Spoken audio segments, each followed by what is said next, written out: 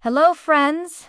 Let's read a story today. There was a time when there were no phones, no TV, no internet. People used to spend their free time reading books. But one day something magical happened in the local library. A book that could read itself came to life.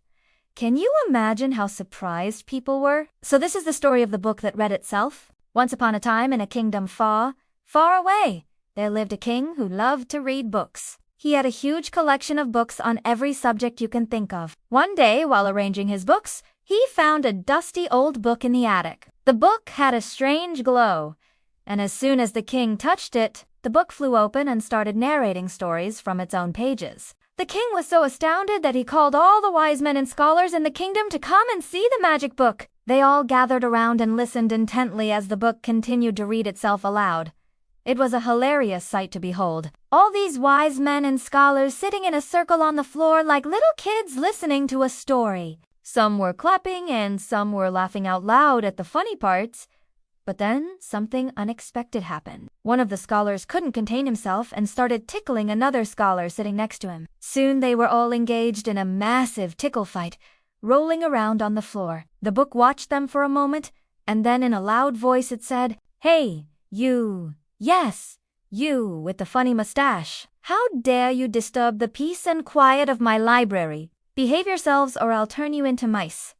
The scholars froze and quickly apologized to the book. They promised to never cause any trouble again and asked the book to forgive them. The book was pleased with their apology and resumed reading the story. From then on, everyone in the kingdom knew about the magical book, and people from neighboring kingdoms also came to visit. One day, a greedy queen from a neighboring kingdom came to steal the book. She thought she could sell the book for a fortune to whoever could read it. So she sneaked into the library when everyone was asleep and took the book with her. As she was escaping, the book started glowing, and suddenly the walls and roof started collapsing. The queen screamed in terror as the ceiling fell on top of her, burying her under a pile of rocks. The next morning, everyone was shocked to find the queen's carriage outside the library with the collapsed walls in the background. They searched for the queen, but she was nowhere to be found. They even looked in the book, but it didn't have any answers. The book just kept saying, "The queen is dead. Long live the queen."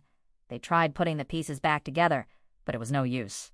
The damage was done. The king felt terrible that this had happened during his reign, so he decided to do something about it. He assembled the best builders and architects in the kingdom and told them to build a new library. The new library was even grander than the old one, and it became the center of the kingdom. And that's how the magical book saved the kingdom and became an important part of their history. The end. Now close your eyes and let's take a deep breath together. Inhale, hold for 5 seconds, and now release. Again, inhale, hold for 5 seconds, and release. Keep doing this for 1 minute. I know it's hard, but if you keep practicing, it will get easier with time. Just don't give up, okay? Now let's read the next story. The Noisy Cricket. Once upon a time in a village, there lived a cricket who was known for its loud and annoying chirping. The cricket would chirp all day long, and people in the village got so annoyed that they started to hate the sound of the cricket. One day, the cricket was chirping, as usual, and a wise old turtle passed by and heard its chirping. The wise old turtle stopped and said to the cricket, "You are a very noisy bird. Why do yonty go? Live in the forest where there is more space and people. Woe, yonta bother you." The cricket replied, "I don't want to live in the forest. I want to stay here and chirp loudly." The wise old turtle shook its head and walked away. The cricket continued chirping until a beautiful butterfly landed on a nearby flower and said, "Please stop chirping. Your noise is ruining the beauty of the day." The cricket ignored the butterfly and kept chirping. The butterfly got angry and shouted, "If you don't stop chirping, I'll use my magic to turn you into a statue." The cricket laughed and said, "You can't do that." But the butterfly waved its magic wand and poof, the cricket turned into a statue. The butterfly was about to fly away when the wise old turtle came back and said, "What have you done? You should not have used your magic without understanding the reason behind the cricket's behavior." The butterfly explained what had happened, and the wise old turtle said, "The cricket is chirping so loudly because it's scared of being eaten by birds. If we keep it inside the cage, it will be safe from the birds and won't bother us.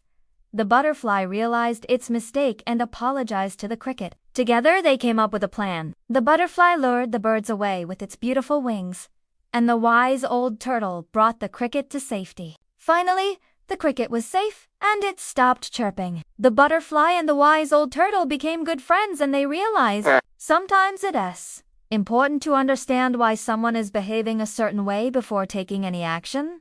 The end. Now let us take a moment of silence to pay our respects to the brave little cricket who taught us an important lesson about kindness and understanding. To be continued.